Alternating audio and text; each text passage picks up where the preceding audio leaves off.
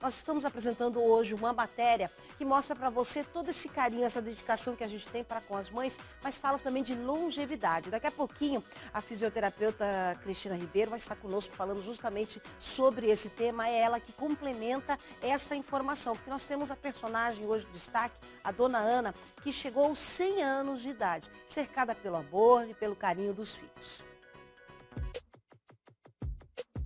Já pensou na possibilidade de chegar aos 100 anos de idade? Parece distante, algo difícil de alcançar, não é mesmo? Não para a dona Ana, mãe de 12 filhos. No dia 4 de abril, ela completou 100 anos. Quem contou um pouquinho de como foi a vida da dona Ana foram as filhas Marleia e Dinéia. Eu morava no sítio, trabalhava bastante, muito cuidadosa, caprichosa com tudo. Muito zeladora com os filhos. Lá era assim, todo mundo tinha que ter suas obrigações, ia para a escola, voltava da escola, cada um tinha suas atividades, ajudava no serviço da casa. Não tinha moleza não, desde pequeno já ajudava em tudo. Certo. E os valores que ela ensinou para vocês também persistem até hoje? Até hoje, bons exemplos sempre, honestidade, tudo que uma criança precisa mesmo para crescer um cidadão, como é que eu vou dizer, um cidadão honrado. Todos os dias da semana, ela e os outros irmãos que moram em Foz vão até a casa de repouso para passar momentos como este, de carinho e atenção com a mãe. Como é que é ter a mãe de vocês aí aos 100 anos, né, com tantas histórias para contar, com tanta experiência de vida e ela ainda aqui com vocês? A gente se sente muito feliz de ter ela esse tempo todo junto com a gente. Vocês pensam em chegar aos 100 anos também? Olha, a gente até pode pensar, mas eu acho que é difícil, né? Porque a gente já, depois de uma certa idade, já queria outro ritmo de vida, na cidade, estresse, tudo diferente, alimentação, tudo muda, né? Sim. E daí a saúde já não é mais aquilo, como ela, que é saudável até hoje. Só falta a memória. Com a velhice, as condições físicas são naturalmente afetadas. Daí o motivo de escolher um lugar agradável, com profissionais capacitados para dar o suporte que pessoas como a dona Ana precisam. A gente achou que aqui, a gente veio conhecer, viu que era um lugar que dava para confiar. E aqui ela tem muita coisa que eu sozinha não podia dar para ela. Banho de sol, eu moro em apartamento, não tinha como. E aqui tem fisioterapeuta, tem tudo, muita coisa que em casa não podia dar para ela. Aqui ela tem. A Patrícia é o xodó da dona Ana. Nesses 5 meses, quando eu vi ela assim a primeira vez, foi um amor, como se diz, à primeira vista. Eu não sei, e depois desse tempo eu fiquei cuidando dela e eu acho que isso ela também percebe, né? Que quando assim eu vou conversar com ela, ela olha para mim e tipo assim, parece que me entende.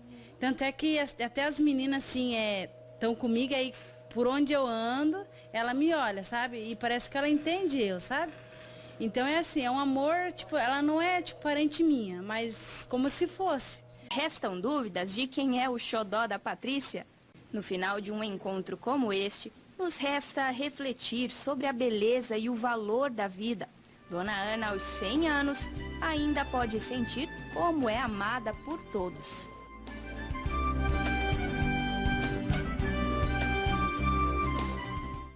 E nós temos 2 temas, né, Cris? Seja bem-vinda, tudo bem? Obrigada. A gente pode falar da questão da longevidade e nós podemos falar também da institucionalização.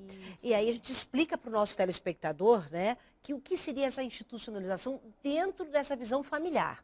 Onde muitas vezes a gente chega e até a nossa principal opção teria que levar o nosso pai, a nossa mãe para uma instituição como essa. Isso é bacana. Porque assim, boa noite, né, a todos, obrigada pela oportunidade.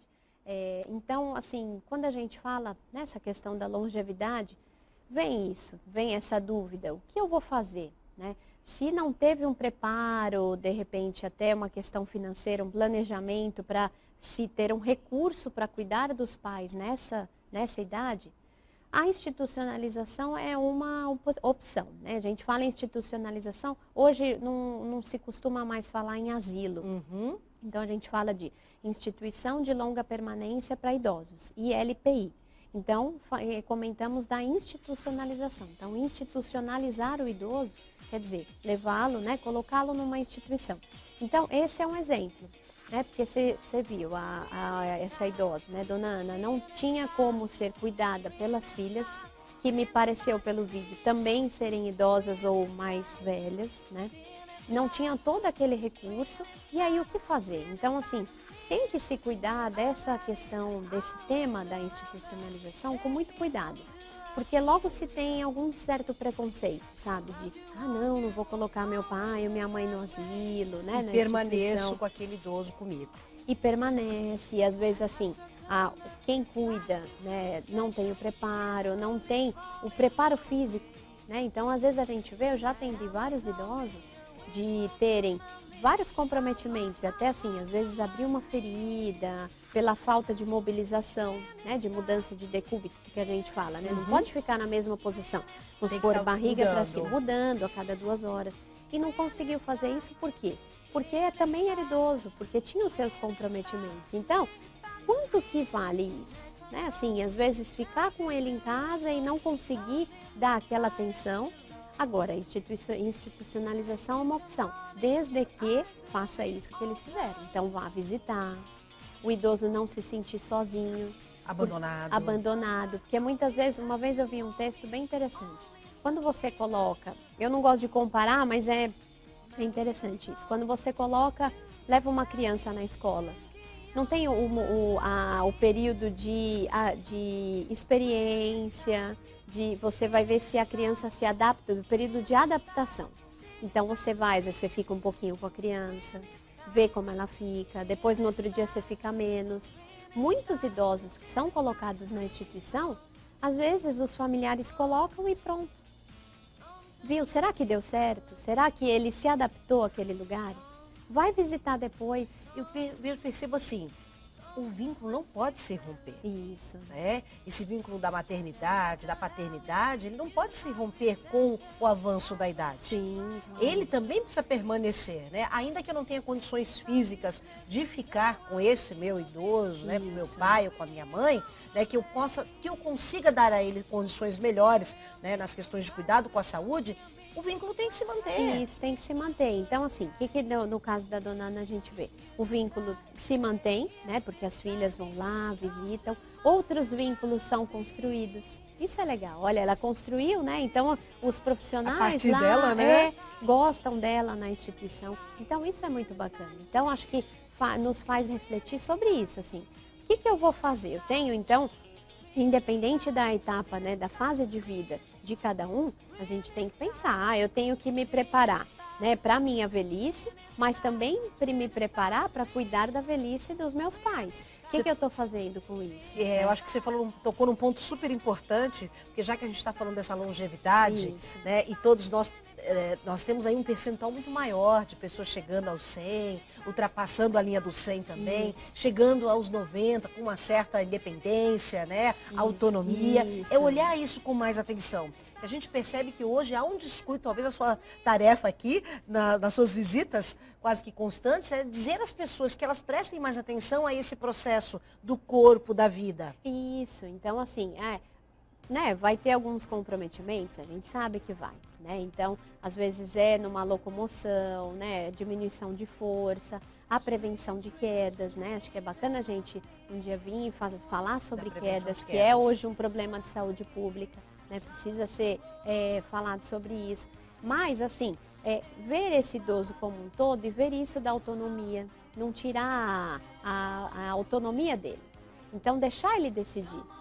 Então, independente do estado. Então, assim, Dona Ana lá, o que ela quer comer hoje? É possível fazer? Olha, então as filhas vão lá, né? Mãe, você tem vontade de comer alguma coisa? Quer que eu te trago? Né? Esse estímulo, né, sobre essa estimulação da autonomia, isso é muito importante. E aí, quando que a gente vê alguns indicadores que talvez essa autonomia está sendo um pouco diminuída? Você que sabe, você que decide. E às vezes no cuidado do idoso, pelo dia a dia, correria, às vezes a falta de tempo, o familiar acata. Então tá bom, então deixa que eu decido. Porque é mais rápido.